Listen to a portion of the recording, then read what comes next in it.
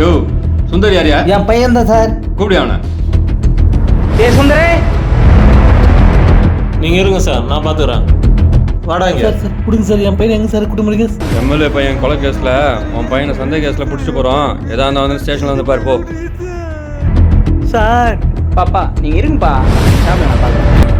தம்பி, உங்க அப்பா என் பையனை புடிச்சுக்கிட்டு போயிட்டாருப்பா. ஆமாம்மா, என் பையனை பிடிக்கும். ஏ பையன்பா, நான் என்னப்பா ஏதாவது பண்ணுப்பா உங்க அப்பா கிட்ட சொல்லி கொஞ்சம். சார் நல்லாதீங்க சார். எப்படியாவது உங்க சரிங்க சார். அப்பா கிட்ட கொஞ்சம் பேசுப்பா. பா ஒரு நிமிஷம் வாப்பா. என்னப்பா இதெல்லாம்? உங்களெல்லாம் யாரு இங்க வர சொன்னா?